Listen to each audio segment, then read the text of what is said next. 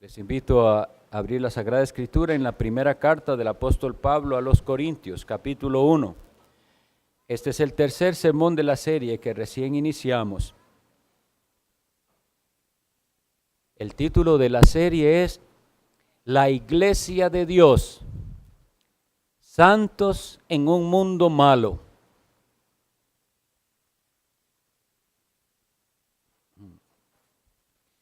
Primera a los Corintios, capítulo 1, leeré para ustedes de los versículos 10 al 17.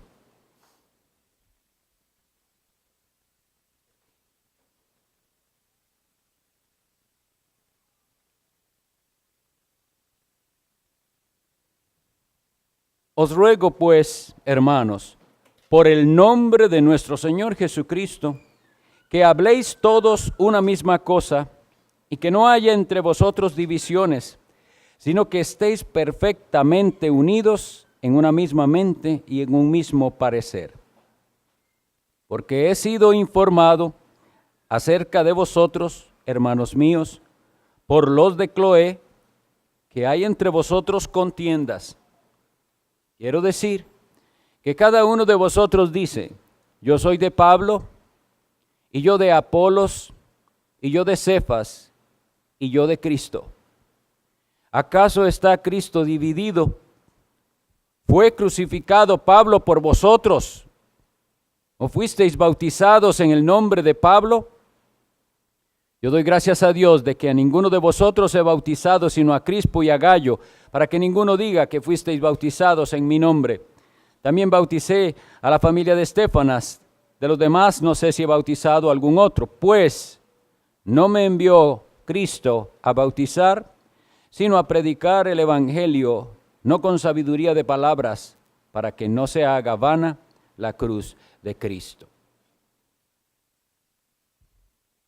Quisiera que iniciemos considerando que en el primer versículo el apóstol Pablo hace una apelación solemne al nombre de Cristo. Os ruego pues, hermanos, por el nombre de nuestro Señor Jesucristo. El apóstol Pablo tiene la autoridad para imponer y exigir, porque él es un apóstol. Y sin embargo vemos que lo que él utiliza es un ruego, pero eso sí, un ruego solemne. Esto es común en las epístolas de Pablo, y quisiera que vayamos a algunas otras veces en las cuales él invoca así el nombre del Señor para llamar la atención de aquellos a los cuales está hablando. En la epístola a los Romanos capítulo 12 versículo 1, no deben buscarlo, pero después de Pablo haber explicado todo el evangelio, de haber enfatizado la gracia de Dios y explicado, al llegar al capítulo 12 leemos que dice, os ruego, otra vez más un ruego. Os ruego, hermanos, por las misericordias de Dios, que presentéis vuestros cuerpos en sacrificio vivo, santo, agradable a Dios, que es vuestro culto racional. Pero vean cómo lo dice, habiendo entendido lo que les he explicado de Cristo y del Evangelio, os ruego por las misericordias de Dios. Si han entendido ustedes lo que es la misericordia, atiendan a esto que les pido. En esa misma carta, pero ya terminándola, hace otro ruego. En el capítulo 15, en el versículo 30 dice,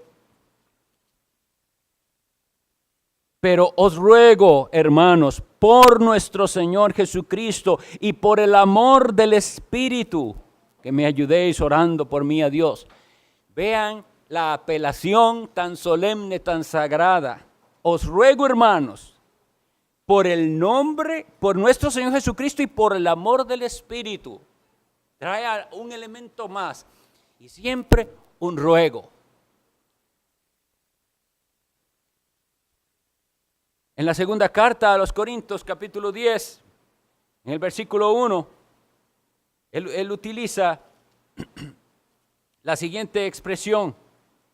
Segunda a los Corintios 10:1 dice, yo Pablo os ruego por la mansedumbre y ternura de Cristo. El apóstol Pablo aquí está defendiendo su ministerio en esta parte. Y él dice que va a ir a visitarles. Pero él primero les hace un ruego a atenderlas.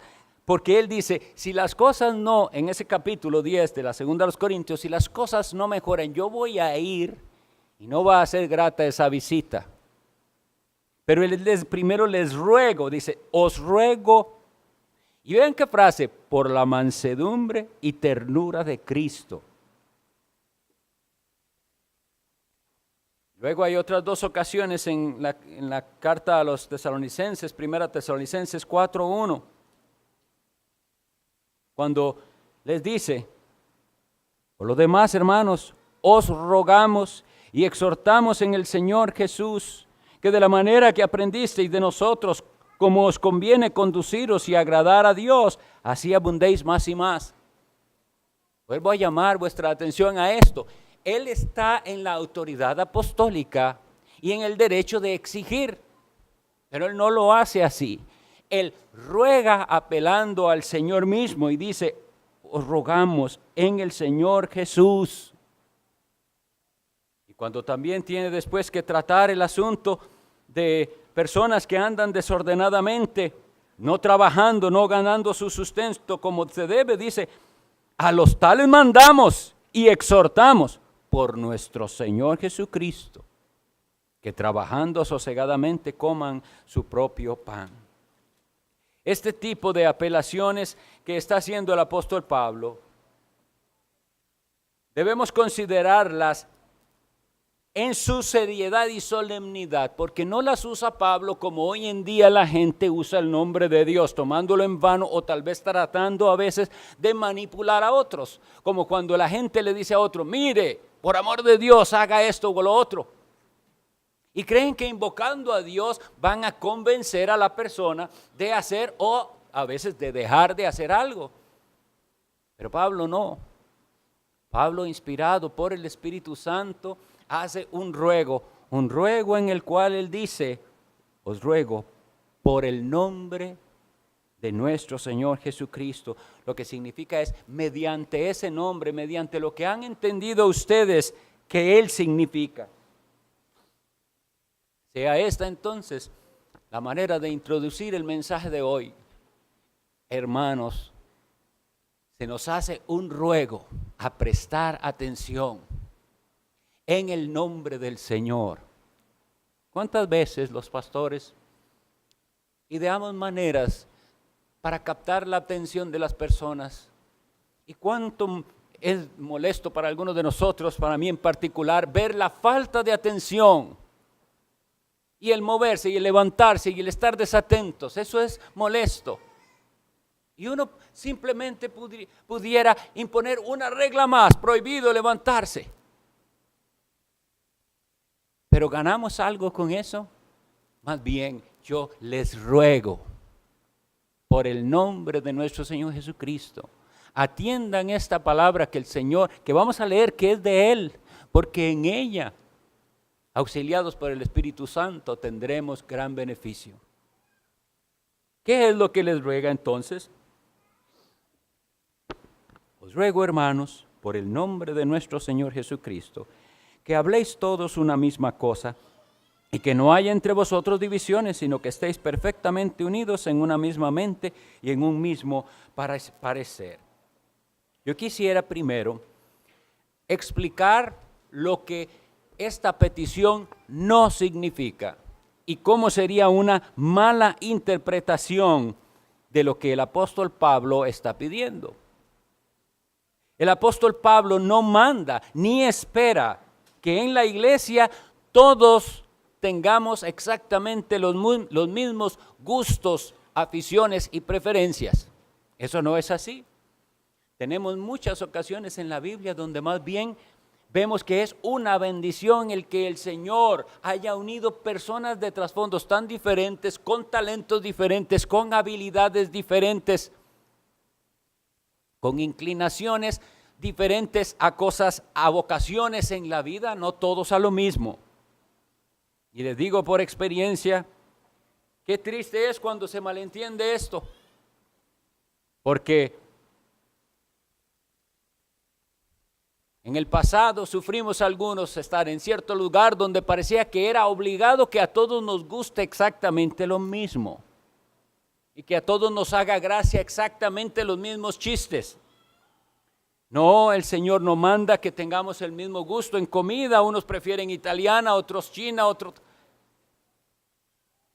El Señor no manda que nos guste el mismo clima. Hay quien les gusta el clima frío y otros prefieren el calor. Y algunos prefieren ir a la playa y otros a la montaña. Y a algunos les gustan los perros y a otros los gatos y a algunos nos gustan los peces. Y eso es precioso. El Señor no está obligando que a todos nos guste todo igual. Porque Él nos hizo diferentes. Y precisamente usa esas diferencias para que nos mostremos amor, porque yo amo a mi hermano al que le gustan cosas que a mí no me gustan y él aprende a amarme aunque a mí no me gustan ciertas cosas que a él le gusta, porque si la unión dependiera de cosas como estas que yo he hablado, cosas circunstanciales y de esta vida, entonces la iglesia lo que es un club de aficionados a las mismas cosas. Como se hace un club de pesca y entonces los que les gusta pescar son amigos porque disfrutan muchísimo la pesca o cualquier otro deporte o afición, pero eso no es la iglesia. La iglesia está compuesta por personas de muy diferentes gustos y sin embargo hay algo mucho más profundo en lo cual sí, esa gracia que es multiforme los une en una persona que es Jesucristo. Tenemos que tener bastante cuidado con esto, porque Él dice que tenemos que estar perfectamente unidos en una mente y en un mismo parecer y hablar una misma cosa. Pero un texto así, sacado de su contexto, sin ver todo lo demás que la Biblia nos enseña, nos obligaría entonces de veras a tener todos los mismos gustos y a hablar exactamente de los mismos temas. Pero ¿sabe qué?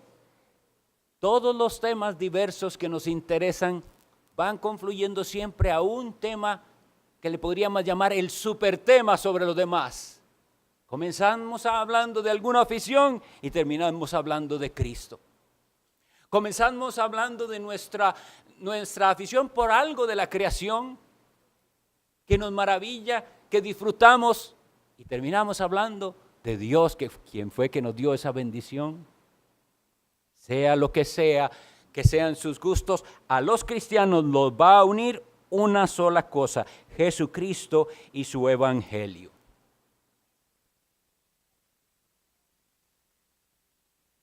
El apóstol Pablo nos va a advertir de una cosa muy importante que tiene que ver con las divisiones, los cismas. Y para eso tenemos que entender bien lo que es la iglesia local. Lo habíamos dicho antes, lo volvemos a decir.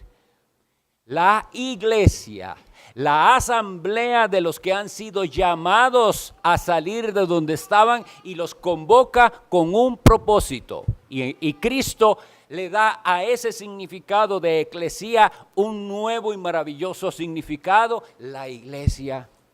La reunión de los que han sido llamados por Dios y apartados con el propósito de ser en Cristo un pueblo para Dios.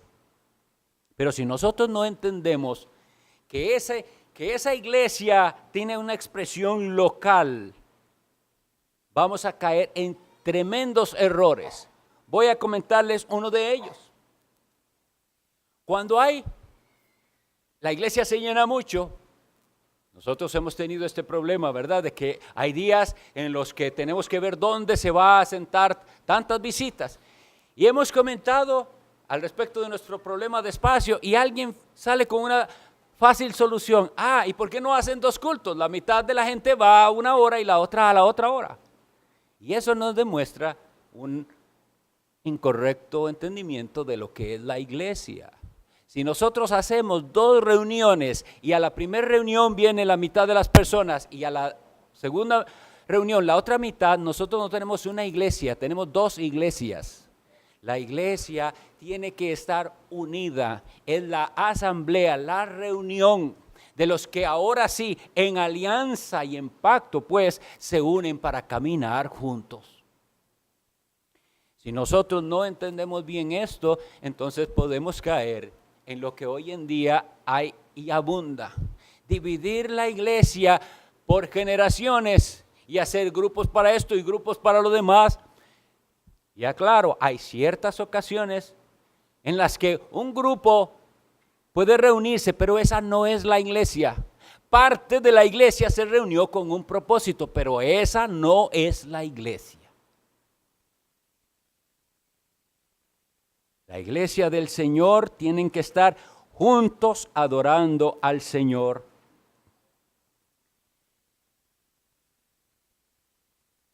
¿Cuáles son otras sugerencias extrañas que podemos escuchar por ahí? Bueno, que resulta que ahora hay muchos jóvenes en la iglesia y a los jóvenes no les gusta tanto los himnos, quieren música contemporánea, entonces vamos a hacer dos cultos. Uno para los que les gusta tal música y otro para los demás. Eso es dividir el cuerpo de Cristo. Primero que todo, no hacemos las cosas para agradar a las personas, estamos aquí para adorar al Señor Jesucristo.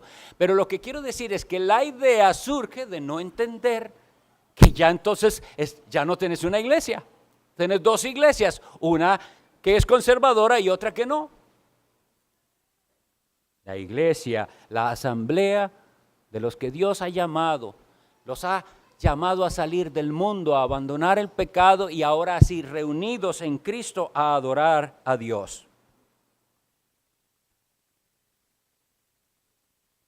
Leamos por favor en la carta a los Efesios capítulo 4, el versículo 3, una explicación excelente de lo que estamos hablando. A partir del versículo 3, Efesios 4.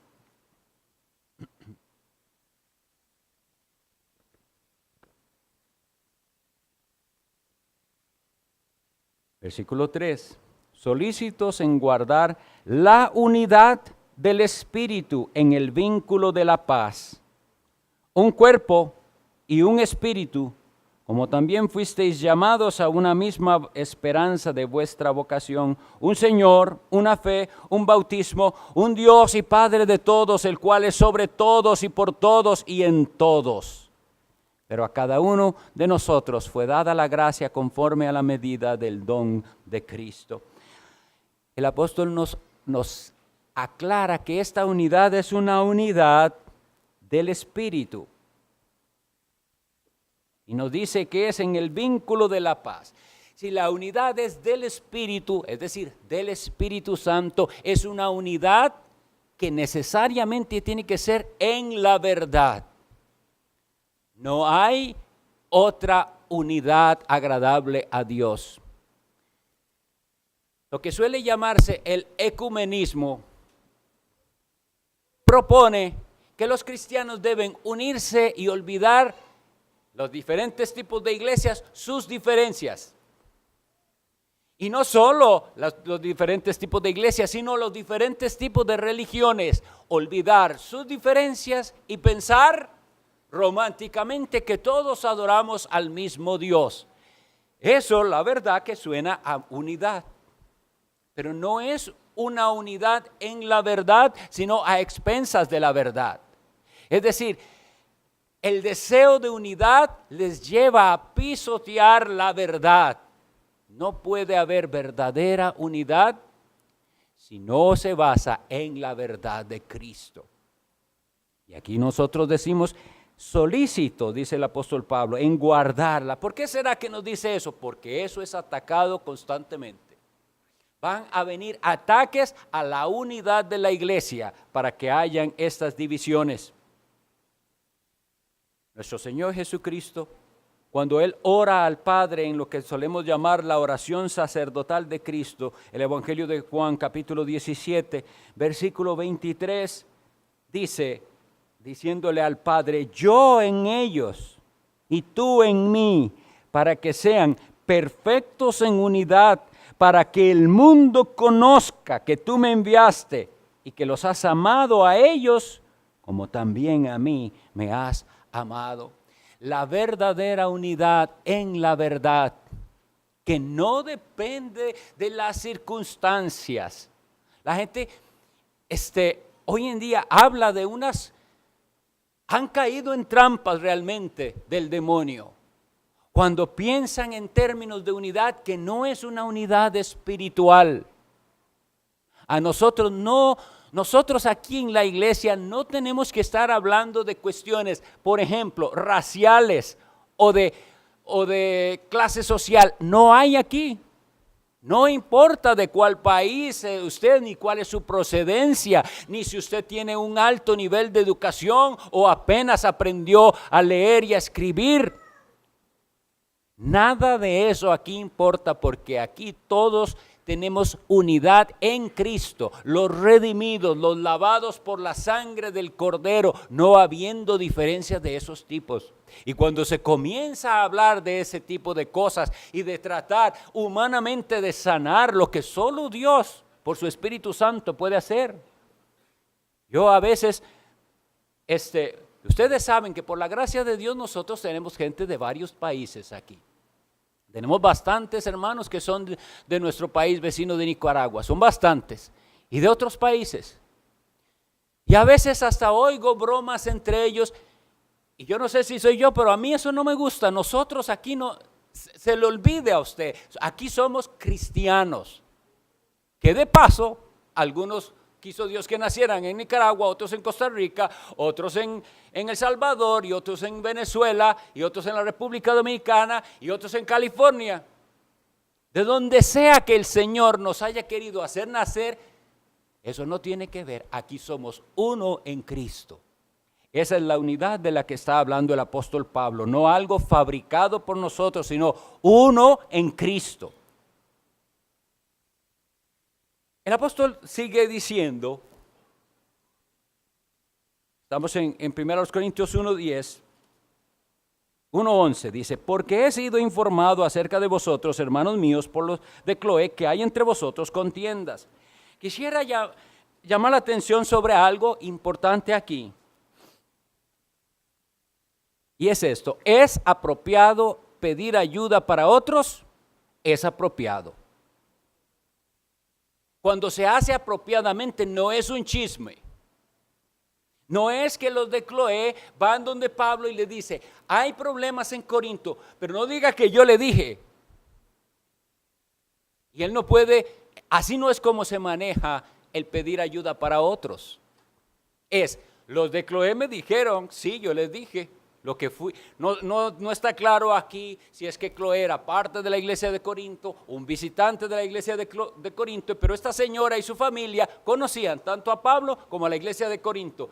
Y al hablar con Pablo, habla con la sinceridad de vida y dice: en Corinto hay problemas.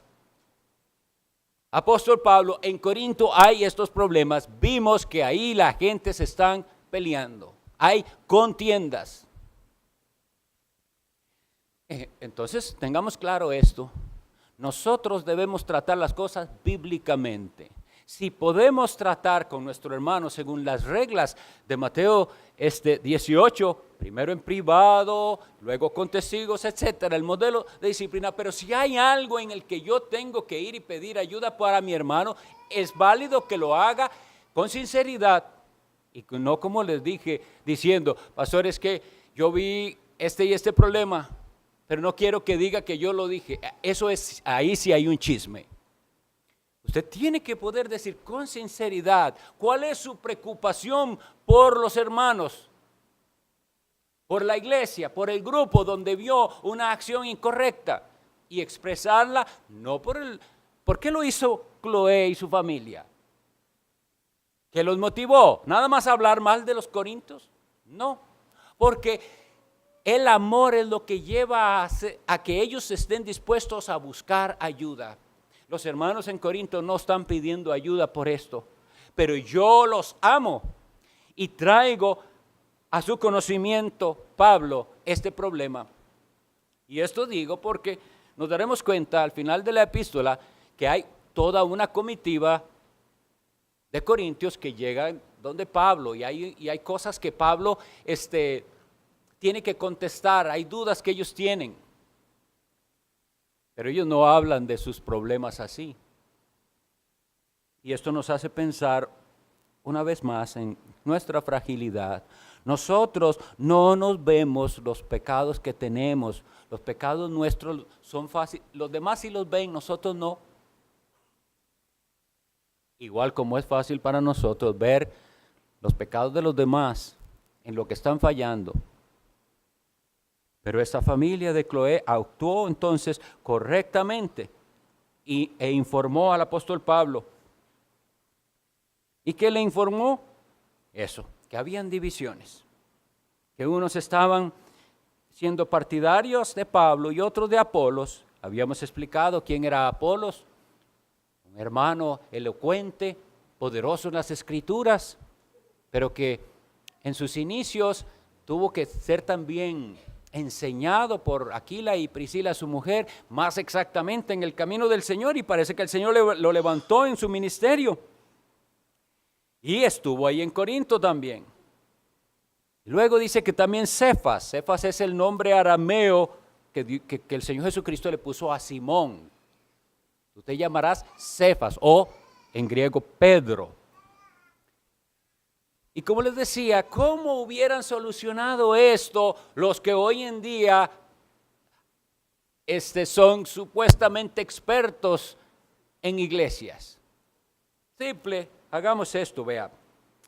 Los que son de Apolos hagan el culto a tal hora, los que son de Cefas, les gusta más a la otra hora, y los demás, y así todos contentos. Y el apóstol dice, ¿acaso está Cristo dividido? Este es nuestro problema.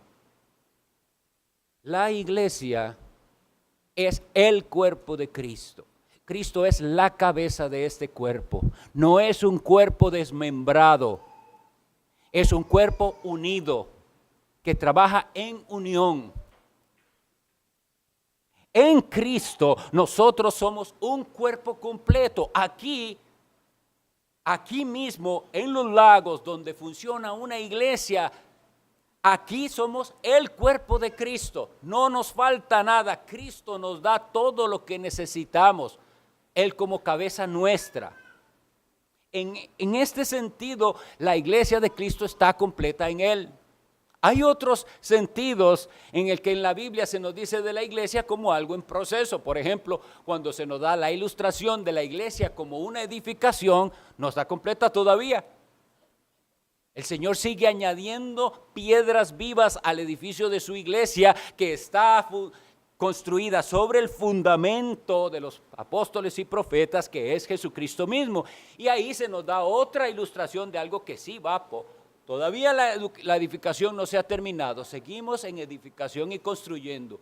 Y eso nos habla en cierta área nosotros, no nos tenemos que sentir completos, sino que nos falta mucho por seguir creciendo y conociendo y siendo edificados en el Señor. Y eso es hasta el final. Pero en el otro sentido, en el sentido de que somos cuerpo de Cristo, nosotros como unidad de iglesia nos tenemos que sentir completos en Él. Vosotros, le dijo Pablo a los colosenses, estáis completos en Él, que es la cabeza, unidos a Jesucristo. Ahora, tenemos que entonces entender que la unidad a la que fuimos llamados, de la que hablamos ahí, es una unidad espiritual en la verdad. Nosotros estamos unidos en la verdad. Hoy en la mañana también hablaba sobre este tema y por eso es que es tan necesario que cada uno de nosotros entendamos qué creemos, qué es lo que nos une. Una misma comprensión de quién es Dios y de qué es lo que Dios pide de nosotros que se revela en las Sagradas Escrituras. No podemos estar unidos bien si unos tienen una cierta comprensión y otros otra de las cosas que son esenciales y fundamentales. De ahí salió, han de saber ustedes, el término fundamentalismo. Hubo un momento cuando el liberalismo estaba tomando fuerza a inicios del siglo XX, en que varios hombres de denominaciones diversas evangélicas se reunieron y hablaron y deliberaron y escribieron sobre ciertas doctrinas fundamentales que no podían ser comprometidas. Porque para los liberales, que decían creer la Biblia, pero partes de ella, o interpretadas de una manera errónea, no era importante realmente esto de que si Jesucristo resucitó. Porque el incrédulo no cree en los milagros, entonces para ellos no existe resurrección. Y entonces los liberales decían, bueno, no es tan importante si resucitó o no resucitó, sino lo que eso significa. Suena bien, pero eso es una mentira diabólica. De ese hecho que es la resurrección depende nuestra justificación. Y el liberal dice no, porque lo importante es lo que significa ese renacer y etcétera. Y ahí van por un sentimentalismo. Y otras cosas, que si Jesucristo realmente nació de una virgen, lo cual es un milagro. Como ellos no creen en los milagros, entonces nosotros dijimos, por eso no vamos a discutir, sea que sí o que no. Pero ¿qué es lo que estamos poniendo en juego? La veracidad de Dios mismo. Dios ha hablado. Y nosotros o creemos este libro entero, o si no somos unos deshonestos, si creemos solo partes de él. Y si son partes, ¿quién determina cuáles partes? ¿Ven? Todo está basado en el hombre y en qué quiere el hombre creer y qué le parece. Nosotros no nos acercamos así a la Sagrada Escritura. Nos debe unir esta creencia. Dios ha hablado y todo lo que Dios ha dicho es verdad y Él es infalible e inerrante. No necesariamente estoy diciendo que absolutamente todo lo que Dios ha dicho en su palabra yo lo entiendo perfectamente, pero mi sumisión y mi conciencia es cautiva, como decía, pero de la palabra de Dios y solamente de ella. Tenemos entonces el reto de conocer muy claramente los fundamentos de nuestra fe y de poder decir claramente qué es el evangelio que nos une. Nosotros podemos saber muchas cosas de Dios, de Cristo, de historias bíblicas y todavía no entender qué es esto del evangelio. Y entonces, eventualmente vendrá la división. También hablando de divisiones, es interesante notar que aunque aquí el apóstol Pablo está diciendo que no debe haber contiendas y divisiones, después, ya cuando lleguemos al capítulo 11, él va a decir algo como esto: es necesario que entre vosotros haya disensiones para que se muestren los que son aprobados. O sea que hay divisiones y divisiones. Hay divisiones que son pecaminosas y hay otras divisiones que son necesarias por causa precisamente de la verdad. Esta división que estaba enfrentando la iglesia de Corinto era pecaminosa, porque tanto Pablo como Apolos como Cefas, todos creían en el mismo evangelio y todos creían en el mismo Cristo.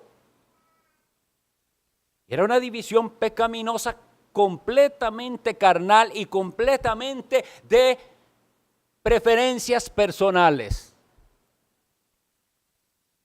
Si fuera una división que se da por diferencia de entendimiento de quién es Cristo, por diferencia de entendimiento de quién es el evangelio, esa división no podemos buscar unión a pesar de eso, nos lleva a dividirnos de aquellos que se han alejado del camino.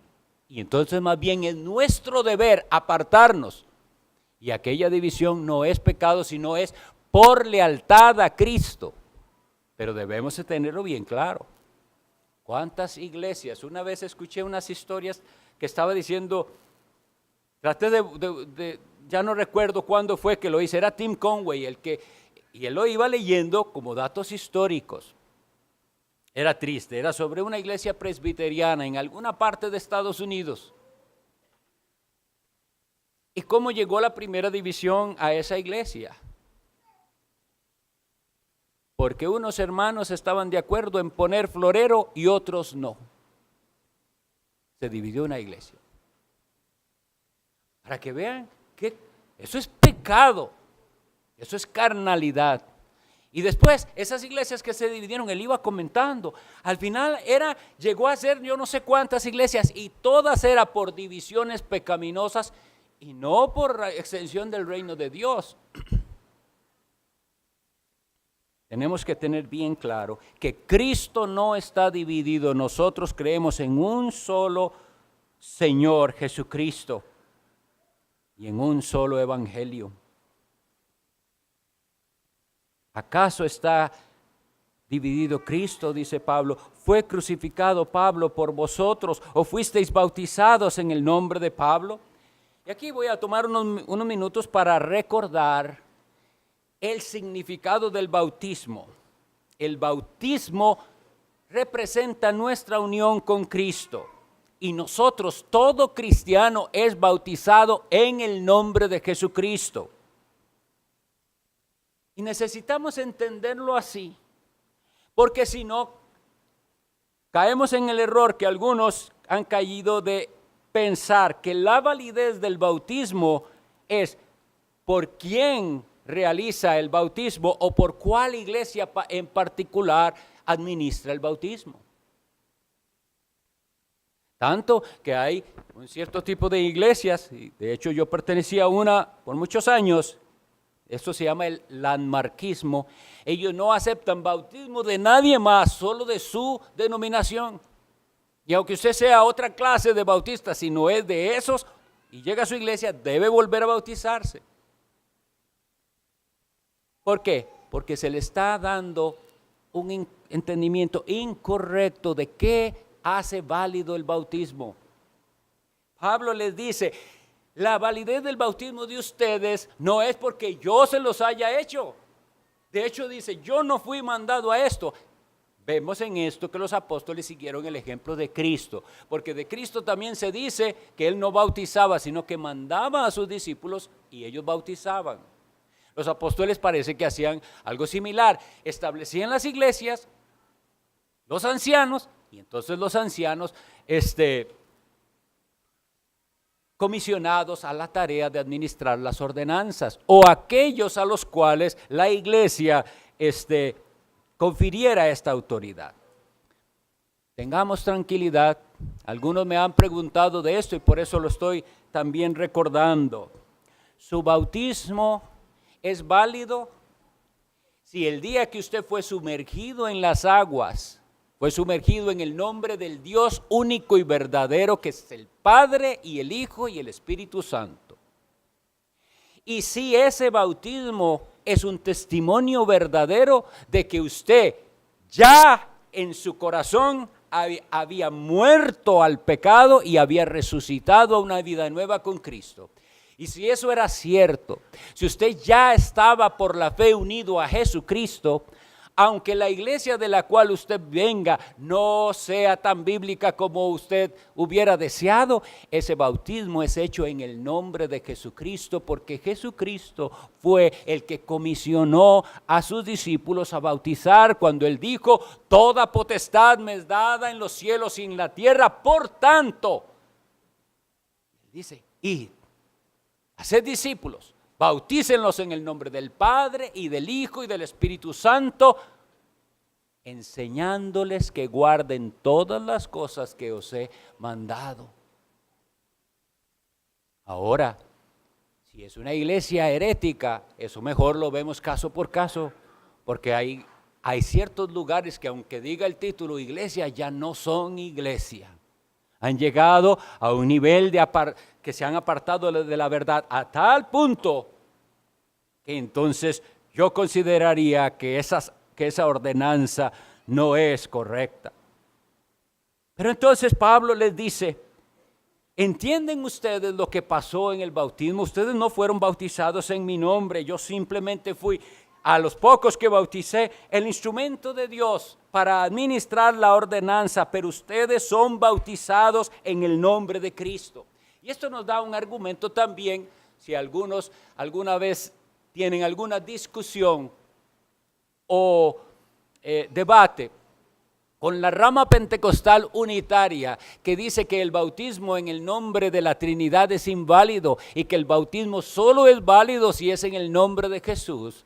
Usted puede decir con limpia conciencia, yo soy bautizado en el nombre de Jesús, porque fue Jesucristo el que mandó a bautizar. Pero he sido bautizado como Jesucristo mandó que se bautizara, en el nombre del Padre y del Hijo y del Espíritu Santo. En el nombre, un nombre. Y define Padre, Hijo y Espíritu Santo, lo cual nos dice es un solo Dios. Tres personas distintas, un solo Dios verdadero.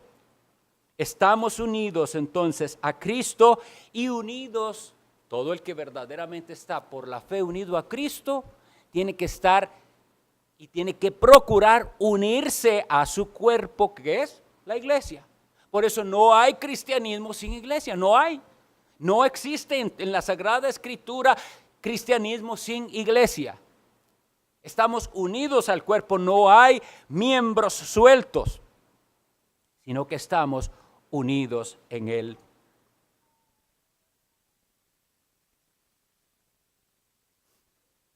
Quisiera entonces que pensemos en cosas específicas de nuestra iglesia, en lo cual nosotros podamos aplicar esto que hemos leído aquí, de que una iglesia debe ser un cuerpo y debemos estar unidos y luchar contra todo aquello que nos divida,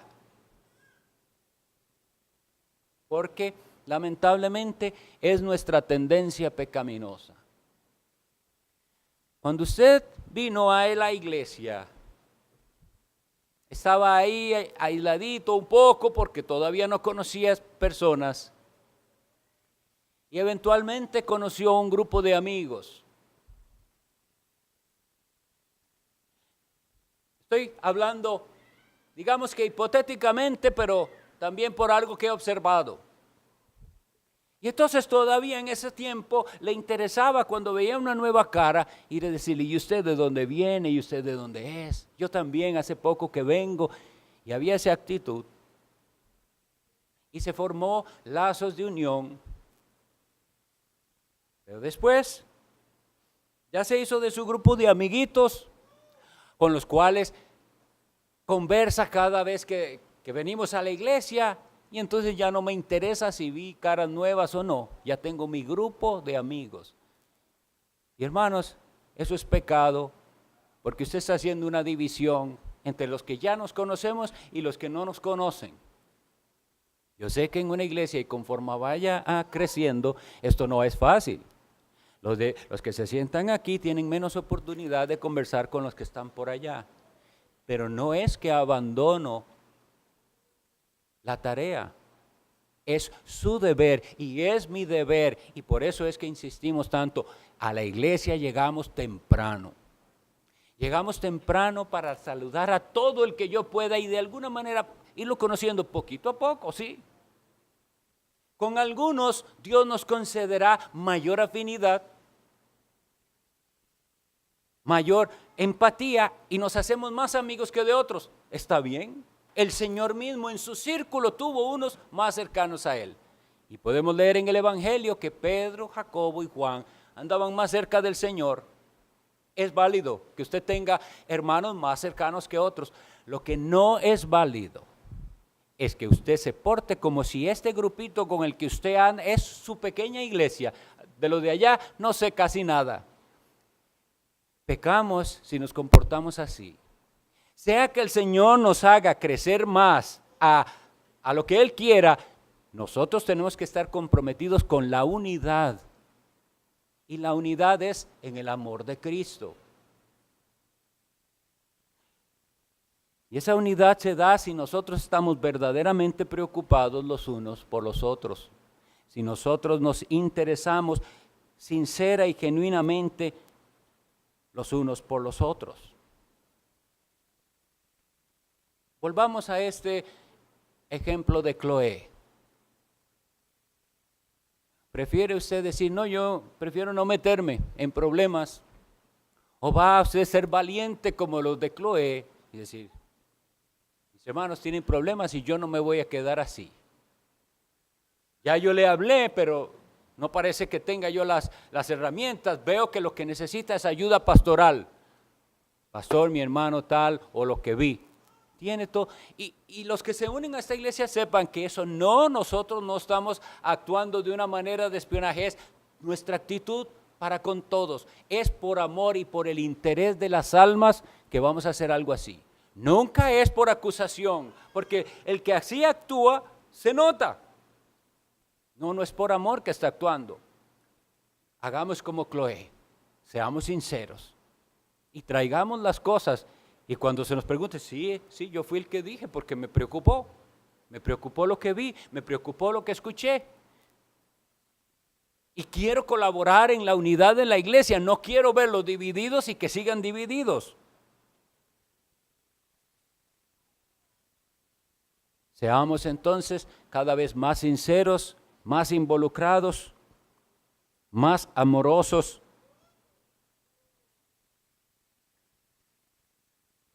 ¿No vieron algo que les gustó? Contiendas. Tal vez esa familia de Cloé le dijo, pero ¿por qué discuten por eso? Pablo es un siervo de Dios y Apolos también. Y Cefas, por supuesto. ¿Por qué están ustedes haciendo esto? Pienso que al menos eso les dijo. Pero ellos seguían insistiendo en sus divisiones. Tengamos mucho cuidado. También, hoy en día Dios ha levantado grandes hombres, de los cuales nosotros tenemos que estar agradecidos. Grandes predicadores ha levantado Dios. Y muchos de ellos han sido de bendición para nosotros, aunque no estemos de acuerdo en totalidad con lo que ellos crean o digan.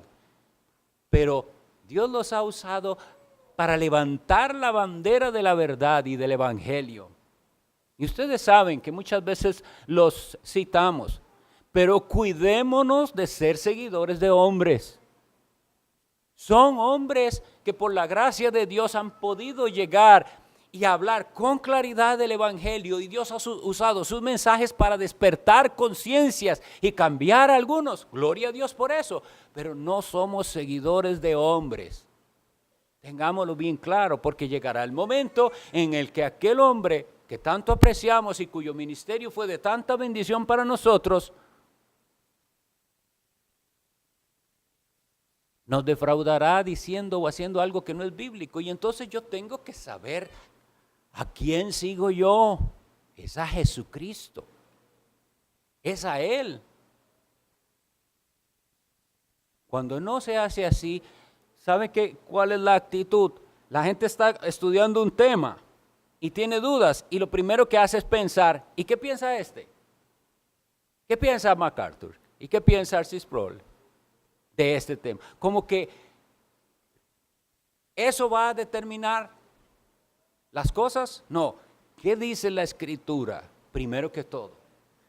Y de esas opiniones, ¿cuál es la más cercana a las Escrituras? Y cuando encontramos esas diferencias en nuestros hermanos predicadores, no es para desecharlos de una vez y ya decir no vuelvo a escuchar. Eso es una actitud muy inmadura, de estar viendo en qué se equivocaron. Así hay algunos, tristemente, hoy en día, que parecen que están escuchando para ver en qué cae el error, para entonces anotar el error. Nosotros estamos unidos por un asunto, por el evangelio y por Jesucristo nuestro Señor y Salvador. La pregunta es, para terminar, ¿estás unido a Cristo? Porque si no, toda otra unión es artificial aquí. Lo hemos fabricado nosotros. Y como lo hemos fabricado nosotros, va a ser temporal y en algún momento se deshace la unión. Como todos los demás clubes. Algún día ya se cansó usted de jugar básquet los jueves y perdió contacto con el grupo de básquet de los jueves, por decir algo. Si la unión es en términos humanos y fabricada por nosotros, no perdurará mucho. Y aunque perdurare no tiene provecho espiritual, es la unión del Espíritu, es el Espíritu Santo convenciéndonos cada vez más de la verdad de Cristo. Es el Espíritu Santo uniéndonos cada vez más en amor, capacitándonos para soportarnos, para aceptar nuestras diferencias de gustos, de formas de pensar en cuestiones no elementales, de costumbres tal vez. Porque la inmadurez es tanta que, como veremos, hasta en qué comer, eso ya era problemas en esta iglesia. Y termino yo usando las palabras iniciales: os ruego, hermanos. Vea que los trata de hermanos por el nombre de nuestro Señor Jesucristo. Dejen ese pecado. Hablemos una misma cosa. ¿Cuál cosa? El Evangelio. Que no haya entre nosotros divisiones, perfectamente unidos en una mente. ¿Cuál mente? La de Cristo. Nosotros tenemos la mente de Cristo, dice Pablo. Y un mismo parecer. ¿Sobre qué? Sobre Cristo y su Evangelio. De otra manera no podemos funcionar como iglesia de Dios. Y la pregunta es: ¿está unido usted a Cristo? No le pregunto, ¿está unido a esta iglesia? Porque tristemente hasta eso pudiera pasar. Usted está unido a una iglesia, pero a Cristo no. Oremos.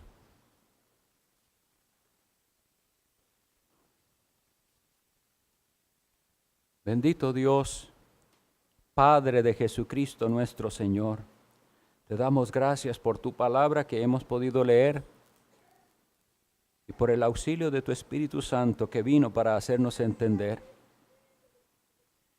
Queremos rogar tu perdón cuando no hemos actuado correctamente y no hemos ayudado a la unidad de la iglesia. Perdónanos. Llénanos de tu amor, Señor. Ese amor que es la marca de los que son tuyos, que se note en nosotros y que estemos dispuestos a combatir por la verdad juntos. Ayúdanos, Señor, también en los ataques del enemigo, a vencerlo a él en el nombre de nuestro Salvador, y que nosotros atendamos a este ruego apostólico con obediencia y con amor, y que hagas de nosotros una iglesia unida en la verdad, y que con amor vayamos a rescatar las almas que tú tienes para que se unan a nosotros también. En el nombre de Jesús. Amén.